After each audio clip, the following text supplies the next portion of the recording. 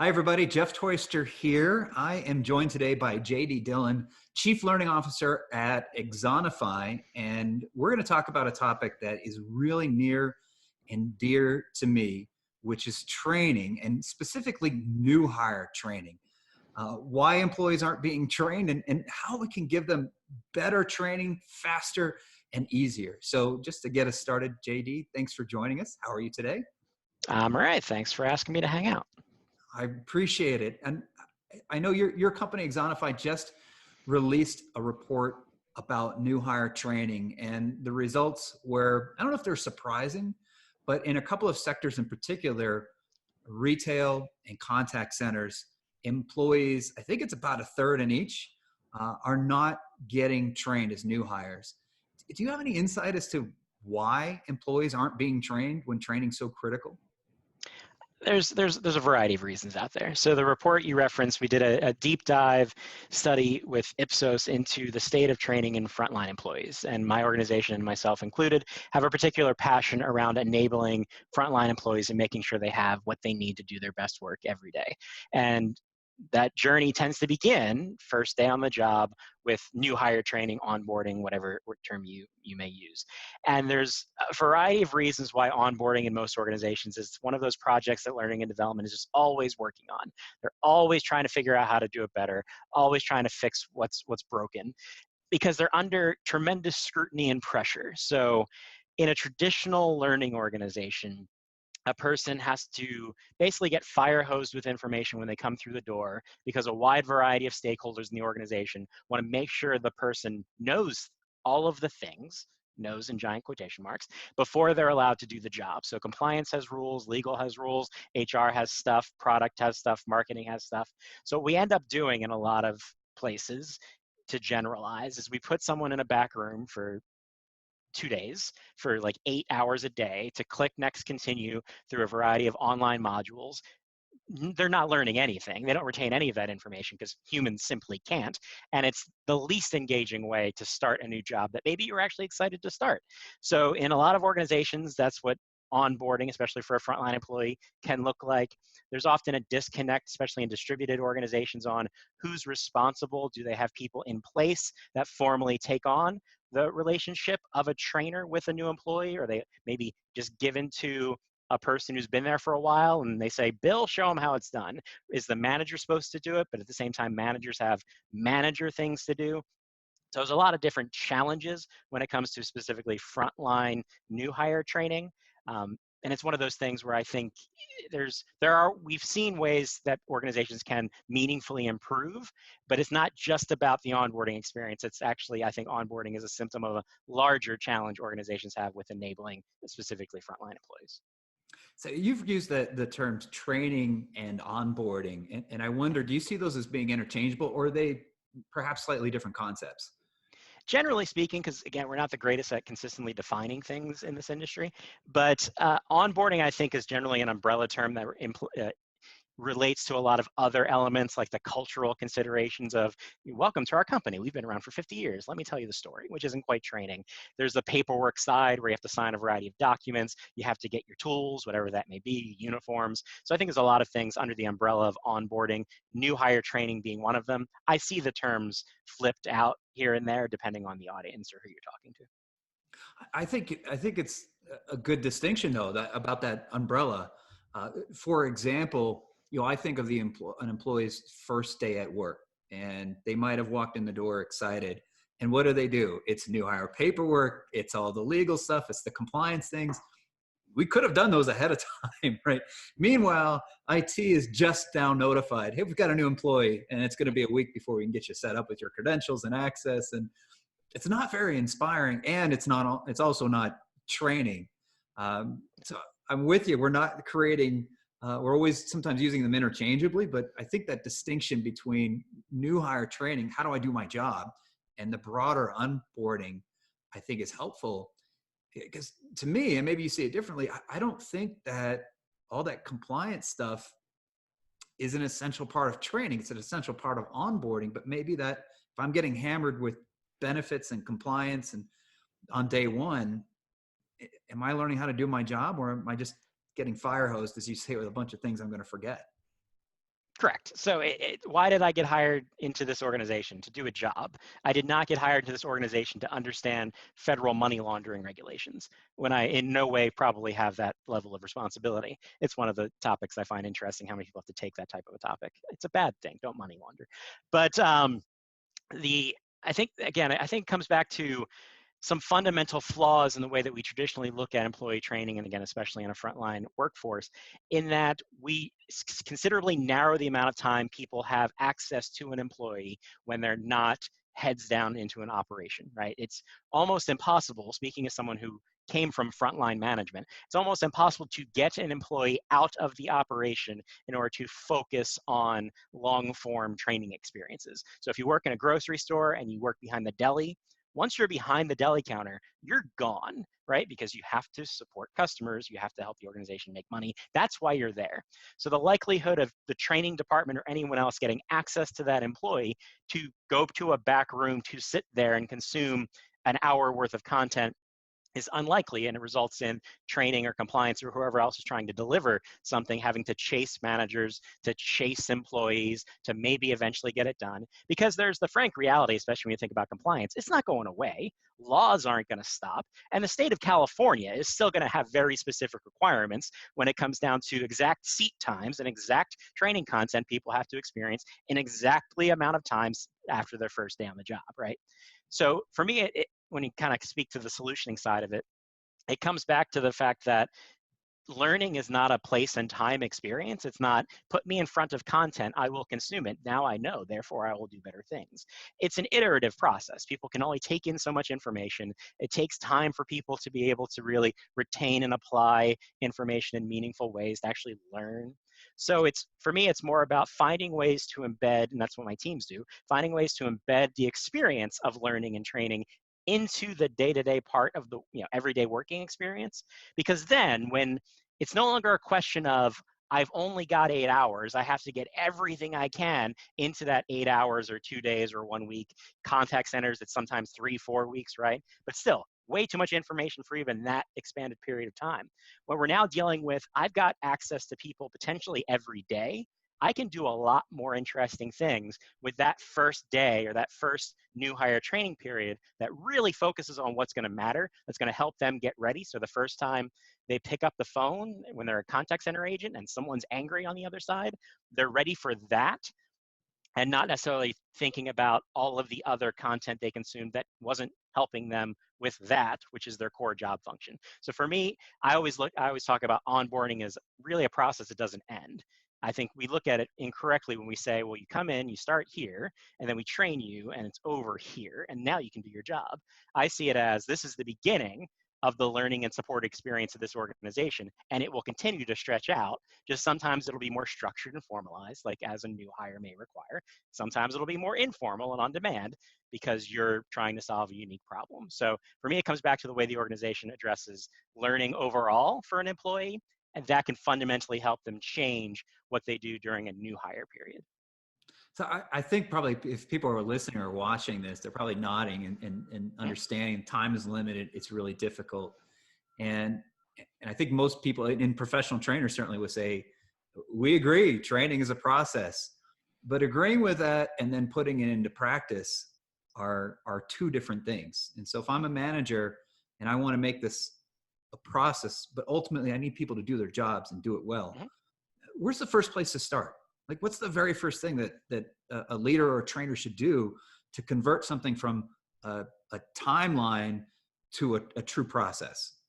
Yeah, for me, everything in workplace learning starts with enabling easy access to information. It's the same reality that we face in our everyday lives, that answering someone with the answer, I don't know, isn't really in vogue anymore because you can look it up. When's the last time you saw an actor in a movie and you said, what's that guy's name? And you never found out. Right? It's really easy to solve that type of a problem. Those problems in the workplace are still big problems because people don't have access to meaningful information to help them do their jobs. If you solve for that problem first, I worked with a grocery store chain at one point, and we went to the bakery and we said, how do you know how to bake these items? Like, where's the instructions? Where's the recipes? And they said, the binder. We said, great. Where's the binder? They still haven't found that binder. That was like 3 years ago. So We then stopwatched how long it took the person to leave the bakery, which is already a problem because they probably can't, go to the back of the store, log into an intranet, click through a whole bunch of folders, eventually find the recipe they were looking for, print that, and then walk all the way back. It was like 15 minutes in order to solve that problem. Extrapolate that out to every problem that needs looking up in a given day for an employee. So we focused down on helping them solve for that issue, where now in the bakery, they can leverage technology that was already there. We just gave them better applications behind their existing hardware. And now they can look up that information with colorful pictures, because colorful pictures are important when you're preparing food, and solve for that problem first. So now there's a whole list of things that I don't have to push at you in training, because if you haven't gotten to that point yet, or something you're not likely to retain, you can now look it up in your job location in a quick and reliable way, which means the stuff that I push in your direction or require you to consume can, again, focus on the things going to be really important that I need you to retain, which is a much smaller list in most jobs as compared to all of the potential information you ever may need to know that you can look up in the actual moment of need as you get better on the job. And then when you become a veteran, you're likely to have retained a lot of that stuff, but there's no way someone coming off the street, maybe for their first job ever, is going to get to that level of knowledge anytime soon, and we have to support them accordingly. I like the example of the bakery. I think it's so relatable. And the idea that you spend, 2 days, behind a computer clicking on a voiceover PowerPoint that's nominally called e-learning on how to bake bread. And then, 3 days later is the moment of truth where you're actually expected to bake the bread and you're trying to remember, what did I do? And what was the scenario? And what are the instructions? And it's impossible. You learn to bake bread by baking bread. And the idea of liberating that knowledge from a classroom and putting it right in front of people at the time of need. I mean, it's just in time learning, but then also I don't need to confuse people with a bunch of other lessons that are not related to baking bread, because right now I'm baking bread. I think the concern and the pushback that I'll sometimes hear from people, and I think you've got a solution to this, is that's great, but how do I get that information right in front of that person so that they can easily access it right at the moment of need, and it's not buried in a binder that no one can find or in Chuck or Susie's head because they've been doing it for 20 years. How do you functionally make it easy for people to access that information? Well, there's a bunch of fun ways. So first of all, most employees, let's just talk about North America specifically. Most employees are carrying a better computer in their pocket than they use when they actually do their job, right?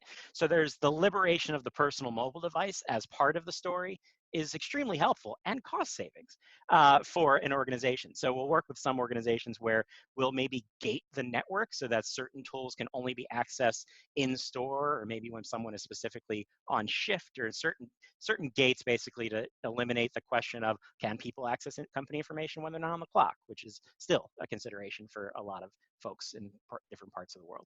So one, look at the tools people already have, whether it's their own tool or the tools that are in the store already. One of my favorite, going back to another grocery example, is there's one organization that actually does everything I talked about in terms of pulling up on-demand information using the scale at the deli, because apparently deli scales are internet-capable devices with large touchscreens. Who knew?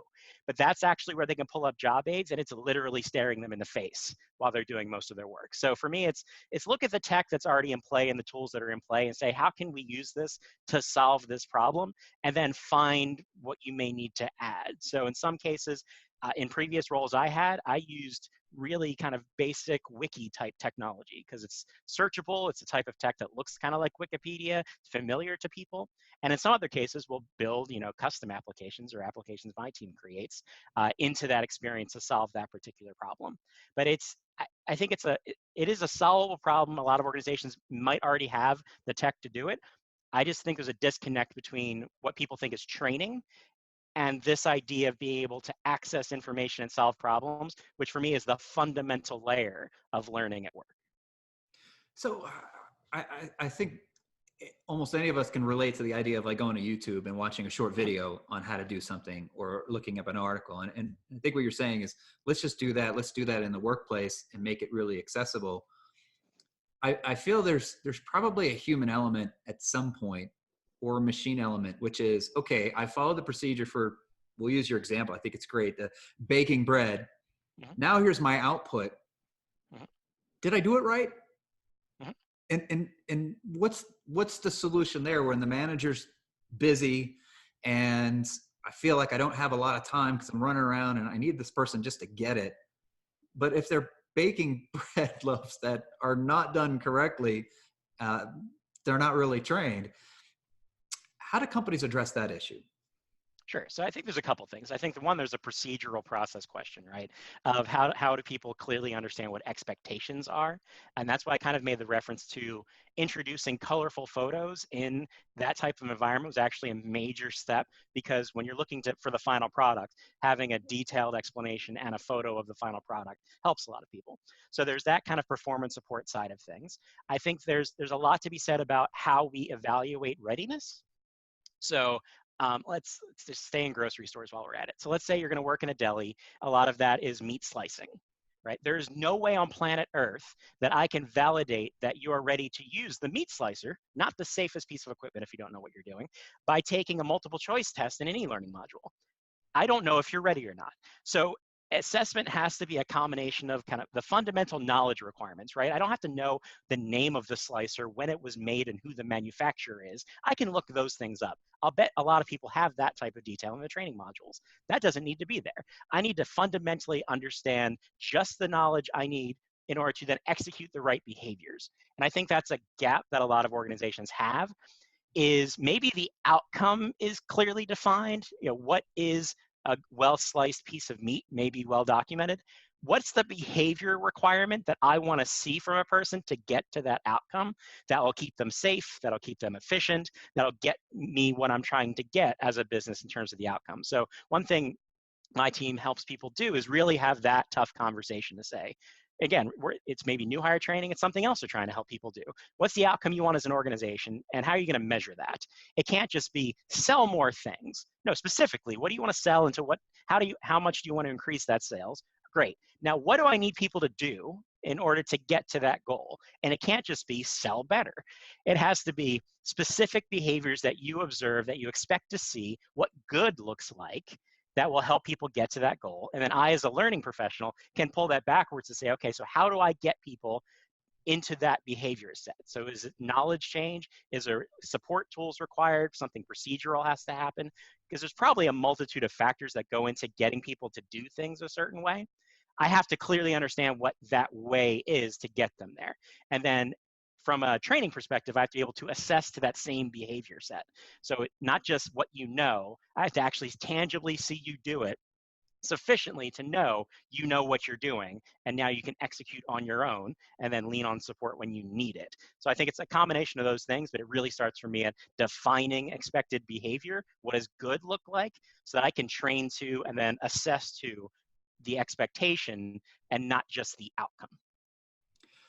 So I think we have time for just one more question, but what you laid out, I think, is if every trainer understood, you start with the outcome, you identify the skills that you need for that outcome, you help people develop those skills, and then you assess whether or not people have those skills. And just keep it that simple. You can train people and train people really well. The pushback I sometimes get, and perhaps you do, is, wow, it seems like that takes a lot of time. Can't I just throw them in a room and tell them stuff for 2 days? How do you make the case, or how do you get buy-in to following that step, which seems time consuming, but you and I probably know is a much faster way to do it in the long run? Sure. So it all has to be done in the context of and kind of on the time of the business, right? I never walk into an executive meeting with an organization and spout learning theory, because no one cares, right? It's not anyone else's job to care about learning. That's my thing. They care about results and their specific functions and things like that. So how can I put my ideas into their context and into a value proposition that matters to them?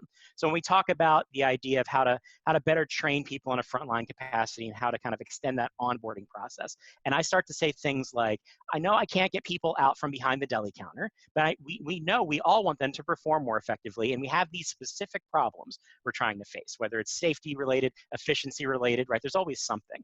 What if I could help you solve that problem without having to pull that person out of the deli on a regular basis, and I can do it in a couple of minutes a day? Oh, and by the way, here's some examples of how organizations have done it in the past and solved similar challenges. And it's funny because a lot of what my teams will do is find those couple of minutes a day and embed a practice activity or reinforcement experience or a quick shot of new content. Because the reality is everyone has 5 minutes, regardless of role. You just have to figure out how to leverage that minimal amount of time, and then it builds up. So I could put people in a room for 2 hours once a quarter, or I could do something for 5 minutes every day. And guess how people actually learn? Incrementally in bites over time, not in one fire hose type of a moment. But again, I'm not going to say that exact thing to a team that's focused on business outcomes. I want to talk about what you want to achieve, the problems you're trying to solve, and how I can do it in a way that fits into the world that we're in right now and sets us up to be able to solve whatever the next problem is. Because maybe today we're all about efficiency, but then something happens and now we're all about regulatory compliance. My strategy has to be able to adjust and be agile with the changing requirements of the business. And again, I've never had a stakeholder argue those points with me. They'll argue about me taking extra time, extra effort, trying to force things into their environment when there's already too much to do. When I accommodate them and speak to their value proposition and then wrap a learning strategy around it, it's a lot easier kind of a business case to make. JD, this is awesome stuff. I think you've given people some really hands-on, practical, useful ideas to take with them. If they want to know more, just connect with you. Where should they go? How can they find you? Sure. So I have 2 websites to check out. One is axonify.com. If you want to learn more and see some case studies about some of the examples or scenarios that I laid out in terms of how to better onboard or support frontline employees. And then my second website is learngeek.co. It's where I do a lot of blogging on a variety of workplace learning topics. It's great stuff. JD, I really appreciate you joining me today. I appreciate you sharing some practical wisdom, and I think people are really going to gain from it. So thanks again. My pleasure. Thanks, Jeff.